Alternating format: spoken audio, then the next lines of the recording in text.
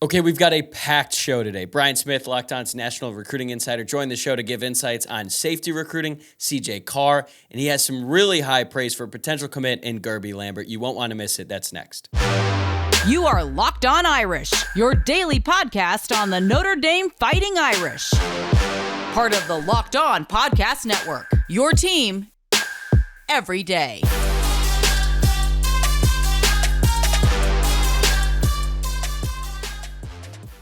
What's going on, and welcome to Locked On Irish. It is Thursday, June 29th, and thank you for making this your first listen of the day. If you want to watch the program, you can do so on YouTube, or if you're on the go and want to listen to the podcast, we're available on all of the major platforms, including Apple Podcasts, Spotify, Google, you name it, we're there. All I ask is that you please subscribe from wherever it is that you choose to tune in from. My name is Tyler Wojciak, and I'm the host. I graduated from Notre Dame in 2018 and have been podcasting about the football team since 2020. I've also been covering college football as a producer since 2018, first for ESPN and now at the Fox Sports headquarters in Los Angeles. We've got a loaded show today, as I said at the very top. In just a few moments, I'll be joined by Locked On's national recruiting analyst, Brian Smith, to go over the latest on Notre Dame recruiting. We cover a wide range of prospects and topics, including what sort of impact Notre Dame's apparel sponsors and football facilities actually have with recruits. I really enjoyed our conversation. I hope you will too. So let's bring in Brian. All right, Brian Smith is here. So welcome back to the show, Brian. I'm excited to talk with you today about all things Notre Dame recruiting. And let's get right into it. Last weekend, the Irish added four-star athlete Tay Johnson in their class of 2024. He can play both sides of the ball really well. I know some schools liked him at wide receiver, but Notre Dame clearly wants him at safety. So how do you feel about Johnson's fit at Notre Dame? I think it'll be perfect. They need a free safety in a traditional form, and he's very long and athletic. For those that don't know, this is a kid that on the basketball court you throw alley-oops to. He's a hooper, and he's just a long and lean athlete that has all the skills. I mean, he can play receiver, free safety, whatever. But Notre Dame doesn't get enough of these guys, as I know you've talked about on your podcast, at safety. But he'll have a chance to play fairly early, and I think the fit is great because there's a need at that specific position. There's different kinds of safeties that we'll get into here in a second, but I think that was the biggest need, and they filled it. How do you feel about his transition from playing safety in high school to college? Because it doesn't seem like he has a ton of experience, but he's such a naturally gifted athlete, like you were saying. It seems like he'll be able to adjust to whatever position he plays. I'm not worried about anything physically. Okay. But the game in the middle of the field is incredibly difficult now for defenders because teams come out. I use this all the time as an example. If they come out in 22 personnel, which means two running backs, two tight ends, you think, oh, they're running power football. Well, in 1st and 10, they might, but then they might hurry back to the line and go 5 wide with that same grouping. So playing linebacker and playing safety, who are supposed to help everybody, you got to know where everybody's at. It makes it incredibly difficult for young players at linebacker and free safety to play because teams know that they've only got to get one guy out of position to score. That's why defense is so hard now, and teams drop 40, like Alabama, Georgia, et cetera, give up 35, 40 points in playoff games. They've got a lot of guys. Yeah. But it's very hard. So I have no idea how he will adapt to learning the scheme, but there's no shortcut here. Yeah. And I know Notre Dame fans don't want to hear that because of what's been going on at safety. They need to continue to get transfer portal guys. The kid they just got, Delaware, whatever, he's got 2 years of eligibility, those kind of things. Tay might play next year, but I don't expect him to be playing major minutes against USC and teams like that. Those teams are going to put him in really tough spots. It's freshman at safety, barring very few, probably going to play limited minutes. Yeah, and I know for Notre Dame's defense, the safety is responsible for calling out all the coverages pre-snap. So they have to know where they need to be, and they also need to know where everyone else needs to be. And that's a really difficult thing to ask someone who's a freshman in college. But with Johnson on board, the Irish now have 3 safeties committed in the class of 2024, including 3 stars Kennedy Urlacher and Tabron Benny Powell. Safety is clearly a position of need for Notre Dame in this cycle. So when you look at this trio of commitments, how would you grade them as a whole? B minus. I don't think Benny Powell can play free safety or strong safety against Clemson, USC, Michigan, Ohio State. I don't. I think he is a kid that needs to be in the box, play in specific roles, play against Navy, but I just don't think he has the coverage skills to do it. The Kennedy Urlacher thing, I love his film. He's a really good player, but he didn't play a lot like Tay plays in the secondary. in the deep secondary and can fly. He's rangy and all those things. Kennedy is a thumper, which not surprising considering his bloodlines. Yeah. He will be an overhang linebacker in situations. And just to clarify, today's safety and linebacker spots are now meshed. Again, you don't know how teams are going to line up play to play, even with 22 personnel. It's really complex, and the offenses hold all the cards. So you need guys that can play the run that are undersized. Urlacher is a little bit loose in the head, if you know what I mean. Like he will, he's different. His film is like, oh wow, he hits some kids, and you're like, man, I hope that kid gets up. But at the same time, I don't want him against the slot receiver in man coverage. So again, you got to play mix and match. I expect to see him blitz a lot and play more like a linebacker. Cincinnati did that a bunch when Marcus Freeman was there. And you'll see that again. Like they're going to blitz quite a bit this year from what the rumor is. You know how that goes. But they want to get after the quarterback. Urlacher fits their scheme. So I think Johnson matches well with Urlacher. Tay's the more physically gifted kid. But those two guys are good. They need a third guy that's an upper echelon guy. They haven't got it yet. That's just the reality. They have not come up with the players they need yet.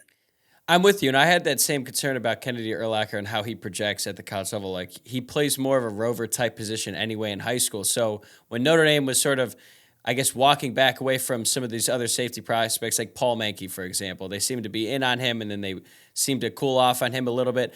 I think Notre Dame should be looking at 4 safeties if they were including Kennedy Urlacher on this, because I don't think he's going to play safety in college. So do you think that Notre Dame is done at safety in this class? I know that they're still in consideration for Malcolm Ziegler, Oliver Miles, and Davis Andrews, although he won't even be entering college until 2026. So do you think Notre Dame is done, or do you think that there's still moves to be made?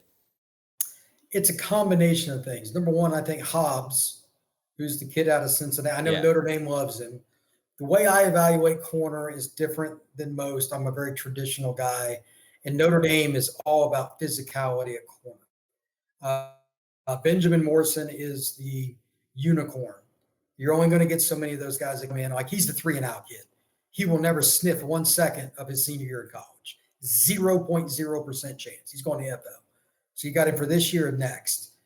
But kids that come in at corner oftentimes move to safety. I think Hobbs, the kid out of Cincinnati, could do that. And he could also be that overhang guy that if it's, let's say it's 3rd and 11, you've got Urlacher in the game, you might put him at linebacker right in the middle, just play zone, blitzing, whatever. Hobbs plays the nickel, blitzing. You can do all kinds of things. There's nothing traditional about that, but I want to see more just pure speed guys. I forget his name, but the kid they're getting out of the Austin, Texas area, he's tremendous. I love him as a corner. So I think he can be your lockdown guy. If you have to, Hobbs, maybe he moves to safety. It's amazing because, like, forever corner was always Notre Dame's albatross, right? Now they're loaded there. It's arguably their deepest position. It's hilarious because my entire life they've been like, God, who's going to play corner? Who's going to play corner? They could never get him.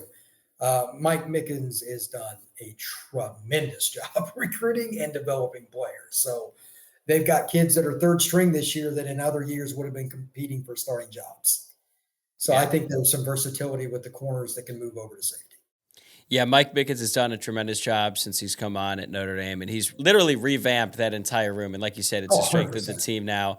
And looking at just the safety position and Notre Dame struggles there, the only 2 true safeties who were recruited as safeties and play safety at Notre Dame right now are the 2 true freshmen, Adon Schuler and Ben Minnick. So why do you think that is? Why do you think Chris O'Leary, why do you think Notre Dame is so willing to just move guys over at safety? I understand that part of it is necessity, but do you think that when they recruit these guys, it's already in the back of their mind, like the case you mentioned with Hobbs, where they know they're going to put him at DB, and even though he's more of a corner in high school, they sort of plan on moving him down the road once they get on campus and have a chance to evaluate them more in person? First off, let's get the elephant out of the room. O'Leary's just not a very good recruiter. It's hard to argue that, honestly. And on the other side of that, he got hosed. I know Peyton Bowen personally. I thought he fooled everybody, including himself, I think. Like, that was the shenanigans with that are ridiculous. He would have started at Notre Dame as a freshman. There's no pretty way to say it. That sucks. And then the admissions program screwed the football program with the kid that ended up signing with Michigan. Mm-hmm. You can't lose 2 possible NFL kids. That's not O'Leary's fault. If you get those two kids, we're not having this conversation. Peyton Bowen, I think, was recruited more by Marcus. He loved Marcus. But, I mean, O'Leary is still part of it, and he's a hell of a coach. So I'm sure that's part of the deal too. So now this year, they're not in as good a position. There wasn't as like Bowen's a super high academic kid, so he fit Notre Dame. Sometimes you just don't have as many options that fit. Like Notre Dame's got a limited pool. It's a different deal. Even when Holtz was dominating in the late 80s, they had a run of like top 5 classes, some say even number 1. They'd recruit 4 running backs and just move guys over. They couldn't get DBs to save their life. Couldn't get them. But they just moved great athletes. Like Jeff Burris, they thought was the best running back in the country. They moved him to safety. It worked out. He played in the NFL like 10 years. Yeah. So they could take another athlete and they could always flip kids. I'm not real worried about it because Marcus Freeman and that staff are very experienced on defense. They'll figure that out. They could move a running back. They could move a receiver. There's a couple of kids that are at corner that can move. There's plenty of options. I'm more worried about 25. This is the bottom line. In 25, come hell, come high water, if O'Leary's still on staff, they need an elite. Everybody wants this guy safety. And I mean Georgia, Alabama, Florida State, everybody. At some point, you got to go get everybody's top target. And I don't care if it's an NIL problem like it was with Bowen. We all know all that garbage that went on there. They got to get somebody. It's just a checkbox. And that's they can't move guys forever. You can't rob Peter to pay Paul. So at some point, that's if you don't make the college football playoff this year, safety might be the reason. Because if they have any injuries, they're in deep, deep trouble. So that would suck because you got a guy coming in to play quarterback that's thrown 110 touchdowns. They're going to score, but you got to stop people too. Take your first swing at betting MLB on FanDuel and get 10 times your first bet amount in bonus bets up to $200. That's right. Just bet $20 and you'll land $200 in bonus bets, win or lose. That's $200 you can spend betting everything from the money line to the over-under to who you think is going to hit the first home run. All on an app that's safe, secure, and super easy to use. Plus, when you win, you can get paid instantly. There's no better place to get in on the MLB action than FanDuel, America's #1 sportsbook. So, sign up today and visit FanDuel.com/lockedon to get up to $200 back in bonus bets. That's FanDuel.com/lockedon. FanDuel, an official partner of Major League Baseball.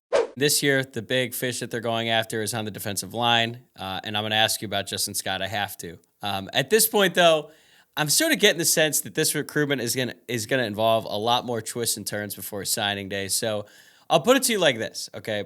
Miami was considered the favorite just a couple weeks ago. Now there's been some rumors that he wants to stay in the Midwest, which would lead us to believe that he wants to go to Notre Dame, Ohio State, or Michigan. But personally, I don't know what to believe. Those are just rumors. You're obviously very connected to the Miami program. So how would you assess the current confidence level from the staff in Coral Gables that they'll be able to land Justin Scott whenever he decides to commit?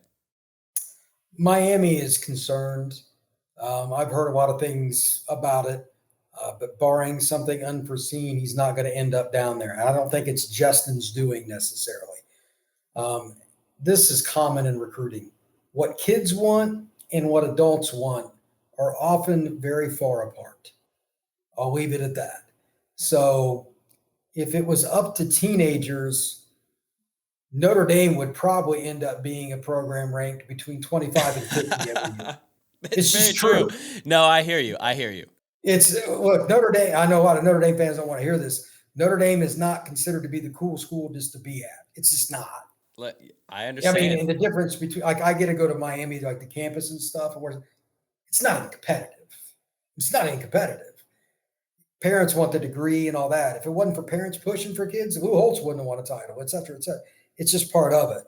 So Notre Dame's playing different angles than what Miami would. I mean, it's a good school, but their social life is what they sell, a lot of these kids. Michigan is the trending team with them, but I really don't give a you-know-what right now because it's June, and this is a kid you're going to recruit until he puts a restraining order on you because 6'5", 310-pound guys don't move like that at the NFL level. He's going to come in and play right away wherever he goes. So ask me about 15th of November. Until then, I absolutely do not care. Yeah, I'm with you. Okay, yeah, because he sort of alluded to the fact that he's going to make his decision soon. At one point in January, we thought he was going to make his commitment, but clearly this one's probably going to last well into the fall. And he seems to like his recruitment process, and I see why. He's a big time prospect. But I wanted to ask you about his evaluation because even though he's ranked really high, I've started to see some evaluations out there who aren't quite as high on him, and I'm not really sure I understand why. And this isn't just coming from the Notre Dame side of things either. This is from other outlets as well. Maybe they're just not into it, but you're clearly very high on him. Could you explain what you see in him as a prospect? Look at it this way. Sometimes it's don't allow the forest for the trees. The old saying, 6'5", 310, can legitimately play defensive end in a three-man line at 310.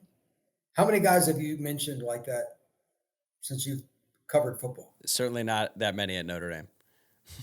Zero would be the number at Notre Dame. Okay. He's more physically gifted than Jerry Tillery, who went in the first round of the National Football League draft to the Chargers. You know what I mean? Like, there's no doubt. Now, don't get me started on the ranking stuff and all these networks making money on changing the rankings around so people go click on their stuff. That's 99.999% reason they change the rankings is just clicks. I've worked in the industry. That's Gar. I don't pay any attention to the rankings until the final one again. Okay. Note to people, it's about clicks, especially kids that commit early. There's no value to them. So it is what it is. Scott, I mean, he's as good as it gets. And how often does Kirby Smart recruit kids from Chicago and go after them ardently in January of their junior year? I'll trust what Kirby thinks over some recruiting ranking. That makes sense. Honestly, once they put in that offer, his whole recruitment changed. I think exactly. And you know what? I understand if you're a defensive line prospect and you want to go to the NFL, Georgia seems like the place to go. But let's say I understand that one. yeah, makes sense to me. Let's say Notre Dame doesn't get Justin Scott. They'll end up missing out on both him and Elijah Rushing. They're two big D-line targets in the cycle. How do you feel about the other four committed prospects they have on the defensive line? I love what they've got at defensive end in terms of flexibility. I don't think you always have to get – I mean, getting Elijah Rushing is a special thing. His visit just didn't go well is what I heard. Yeah. Sometimes it just happens. And it is what it is. Notre Dame is one of those places I've told people for years, you cannot grade it based on an internet picture or what. You have to go do it. You have to go see it. Sometimes it's a fit, sometimes it's not. Maybe I've heard Oregon and Tennessee trending for him, amongst other schools, Georgia. I have a feeling NIL is a part of that with rushing. So it is what it is. But at some point, do you need to get one of those guys? Sure. But when you're getting the kids that they're getting high 3-star to mid 4-star guys, we're fine. The one thing that Freeman and his staff proved at Cincinnati, and since he's been at Notre Dame, is D-line's going to work itself out. They're getting guys with length. They're getting guys with power and the ability to run. D-tackle, I'm a little more concerned about. I'm a guy this is why Scott's so important. If I could have one of the two, I would take Scott because you just can't teach 310. You just can't teach 310. I know the kid that they're getting from Clearwater Academy personally because I live in the area. He's a really good Civiano? player. Great player. But he's not 6'5", 310. I mean, if you put him at nose on 3rd down and 1, it makes the other team think about what their play call is. I mean, if you don't double Justin Scott on 3rd and 1, that's your own peril. So not many guys are going to be able to snap and hold him off if he goes 100%. It is what it is. So I'm a little concerned at D-tackle, D-end. I'm not so worried about. Let's switch over to the offense. Going to the Elite 11 finals, you said on this podcast that C.J. Carr had a good chance to win the MVP because he's so accurate. Obviously, that didn't happen. That award ended up going to Alabama commit Julian Sand. But how well do you think Carr stacked up against the other top quarterback prospects from around the country during that competition? It's not all that far from what I thought. From talking to a couple of people, the key was day one. Mm-hmm. Julian Sand, the kid from California that won it, was just hot on day one. And it's the day for the traditional pocket guy. I've been there to the finals before. I didn't go this year, but they do more movement skills, et cetera. It doesn't fit Carr or Sand or some of the guys that are more traditional that well, and he still caught fire. That's the day Carr got a little behind. When they do natural pocket stuff and they do chalkboard stuff, which is the thing I'm worried about the most, to be honest, I don't get to see it. I Yeah, always ask that the makes sense. counselors about it, like off the record. And last year, ironically, the guy they said that did the best was Minchie, which ended up signing with Notre Dame. And at the time, I didn't even know Notre Dame was going to, Yeah, he had was no committed to idea. Pitt. Yeah, he was committed. I'm like, oh, that's interesting. Didn't think nothing of it, but it's a small world we live in. Anyway, Carr did really well days 2 and days 3. He has tremendous upside. He's still getting bigger and stronger. I saw him this summer. He's still a national top 5 quarterback for me and a top 50 kid conservatively. Him and Minchie, one of them's going to end up winning the job and being really good somewhere down the road. That's my opinion. I'm good with what happened. Okay. Now, Notre Dame's biggest offensive target still on the board is 4-star tackle Gerby Lambert out of Massachusetts. He's the second-rated offensive tackle in the class. I know you don't like rankings, but I feel like I'm pointing that out for the fans. But the competition he faces at the high school level in Massachusetts isn't quite at the level he'd face in, like, Ohio, to put it nicely. What do you see from Lambert on film, and how do you think he'll transition to the next level? The first thing is, if you're going to play competition that's not up to your level, you better kick the crap out of them. And he does. Massive. Like, I live in Central Florida. There are teams here that go below 500 that would compete for elite championships there every day. I mean, it's just everybody plays football. That being stated, he has great feet. You cannot teach that. I've talked to different O-line coaches, different staffs, et cetera, that come through Florida. He's a kid whose name comes up and he's in the Northeast. What does that tell you? When I'm talking about him and I live in Florida, Ohio State wanted him. Notre Dame wanted him. Penn State wanted him. Like Miami wanted, everybody wanted this kid. And then the film just doesn't lie. He can get out in space on a screen and move like a tight end or like a big tight end. He's 280, 290, whatever it is. He's eventually going to be a major college left tackle. And it sounds like it's going to be a major college tackle at Notre Dame from everything. By the way, his last visit being Harvard is one of the more random things that I he's supposed to go to Penn State, if I remember. Right. He ended up going to Harvard. And I'm like, that is just bizarre. But whatever. So if Notre Dame loses a kid to Harvard, that's an entire podcast. That probably hasn't happened since like the early 20th century, honestly. I would imagine that you were spot on. Might be World War I or Exactly. prior. Okay, so you talked about Notre Dame's coolness factor, and I agree. I'm with you. I was just talking to my 2 younger cousins recently. One is going to be a senior in high school, and one is going to be a junior in college, and they don't think Notre Dame is all that cool. And they have me, who tried to brainwash them as kids. Now, Notre Dame's currently in the open market for their next apparel sponsor, and even though the vast majority of the fan base, myself included, wants them to go with Nike or Jordan, it seems far more likely that they'll end up re-upping their current deal with Under Armour. I know how fans are going to react. They're going to be extremely frustrated, and even though I haven't spoken to any of the current student athletes about this myself, my educated guess is that they're going to be pretty upset as well. As it pertains to recruiting, though, what impact do you think apparel deals have on prospects? Like, do you think Notre Dame is going to end up losing out on a recruit because they're an Under Armour school as opposed to Nike? I mean, it's possible, but I mean, that's pretty shallow. Jordan, the key isn't losing out, it's starting the process. There's only so many schools that are Jordan brand. Like Oklahoma is, obviously Carolina. There's Michigan. There's some that are. For whatever reason, and I haven't tried their stuff. I've never put on a Jordan brand of anything. I have no idea. I've heard there's a really good fit. Okay. I've heard similar things about Nike. I don't like Nike shoes that much personally because I got wide feet and they tend to run narrow. But you're going to get specialized shoes at this point in life if you're a football player at Michigan or Notre Dame or UCLA or Texas or something anyway. So it's really just about brand recognition. And I don't know why, but to your point, Under Armour has kind of nosedive with kids. I don't know what it is. Now, I've heard Nike's a legit possibility. I have no idea what's true. I hear all kinds of things. So I would be shocked if they went Jordan brand, just because that would be outside a normal box for Notre Dame. They don't usually lead the pack with that stuff. They just don't. So they're not trendset, which drives me bananas.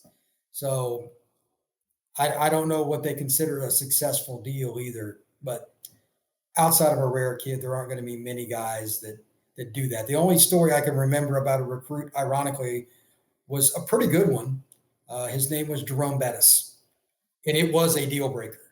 He Really? had to be able to wear like tape on his shoes or whatever. I'm not BSing. Oh, because he Like wouldn't wear. Well, Notre Dame was they wanted to champion wear at the time. Nike or he wanted to wear something different than what they had. I think they were Adidas, whatever. It was one of those. And I'm like, wow. Yeah, I mean, you're not going to lose the best running back in the country over a shoe. Yeah. You're going to find a way. You know what I mean? Like, and they were in the middle of there was nothing that Lou Holtz could do. It's funny you bring that up because I've talked to my coworker about this recently. He played defensive tackle at South Carolina, obviously an Under Armour school, and he told me this story about how when Deebo Samuel was at South Carolina, by the time that he was older and had enough juice to pull off this move, he decided that he was no longer going to wear Under Armour cleats and that he was just going to wear Nike cleats and just spat the hell out of them so you couldn't see it. Under Armour saw this, mostly because it's Deebo Samuel. He's the biggest player on the entire team. And it started this whole thing that went on throughout the year where they were basically forcing him. They were going to find the school, and Deebo was like, I don't care. So clearly it does have an impact. But I don't know if it's going to be like a recruit decides, no, I'm not going to go to Notre Dame anymore. But I think it involves more to your point when you were explaining how it's about getting in the door, and Notre Dame already has to deal with a reputational problem as it is, especially with teenagers out there. So it's not like a recruit isn't going to commit to Notre Dame just because they're Under Armour. It's just one of the many things that makes them less cool to recruit. So when they get that initial letter that's, showing interest or anything like that, they're not going to be interested, and this is just another layer. That's sort of how I see it. Is that basically how you see it as well? Yeah, if you're Jordan Brand, you get an extra click. It's just one uptick, if you will. It's not the end all be all, but especially for kids that are all about the flashy stuff, and those are usually the ones that Notre Dame struggles with anyway. We're back to that coolness thing. Notre Dame struggles with those kids anyway, and they usually play corner, D-line. I mean, that's my concern. The quarterback and the offensive lineman Notre Dame is going to get. There's a little concern, but again, I would bet you money that your story about Deebo happens at a lot of schools. Today's era kids, you're not gonna. They will take a suspend. They're going to do what they want, come hell or high water. Yeah, and I guarantee you, there's somebody that does it at Notre Dame too. I guarantee it, because they just don't want to wear underwear. I guarantee it. So it is what it is, man.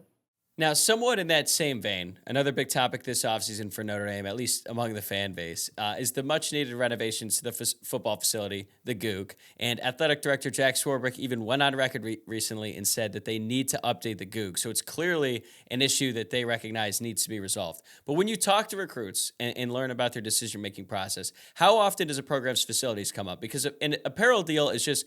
It's the gear, yes, and it's mostly just like issue gear, but facilities actually has a real impact on their football playing career, especially when it comes to nutrition and recovery. So how important do you think that is in some of the recruits' minds as they're going through this process? One of the kids at Notre Dame just started recruiting down here in Florida is named Carter Smith. He's an elite quarterback. And I interviewed him the other day. I know him pretty well. And he brought up immediately, he goes, everybody's facilities are great. It doesn't matter.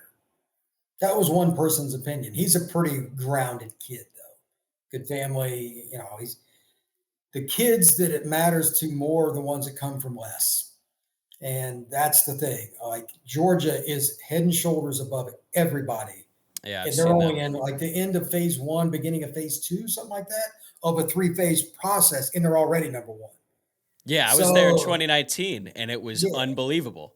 Yeah. So it just depends on the kid. This is not a holistic answer. Every single person, it's different. CJ Carr is not going to give 2 craps. He comes for money. It doesn't mean anything to him. You know what I mean? The kid that I'm worried about is the kid that wants more flash and wants to take the photos and put them on Instagram. Again, those are the kids Notre Dame struggles with a little more. So the thing that I heard with the Goog is like it's just space. Like they need more space for everybody to be together and stuff. It's not a huge, like their weight room is dope. I've been in, it's dope. It's just, and like the practice facility and the stadium are all great. They just need the Goog to get better. So they're not as bad off as what some make it out to be. And that, I think it could be done pretty quick. I just want to know when they're going to break ground. Yeah. We should get an answer on that here pretty soon, but we are running out of time. So he is Brian Smith. You can find him on Twitter at FBScout_Florida. And be sure to check out all of his work he does at the Locked On Network across pretty much every college channel we got. So he's a very busy guy. So Brian, I really appreciate you taking the time to do this with me today. Take care, man, and I'll talk to you again soon. Thank you much. I appreciate it, sir. That's a wrap for this episode of Locked On Irish. Thanks again to Brian. I thought that was a really, really fun conversation. That stuff he said about Kenny Minchie, like even the little things about Minchie doing the best of any quarterback in last year's Elite 11 competition in the classroom, that's some telling stuff that you will only find on Locked On Irish. Before you leave, remember to subscribe to the show on YouTube or wherever you get your podcast. Plus, you can follow the show on Twitter at Locked On Irish, on Instagram at Locked On Irish Pod, and my personal Twitter account at Tyler, WOJCIAK. Enjoy the weekend, everybody. I will see you guys next week.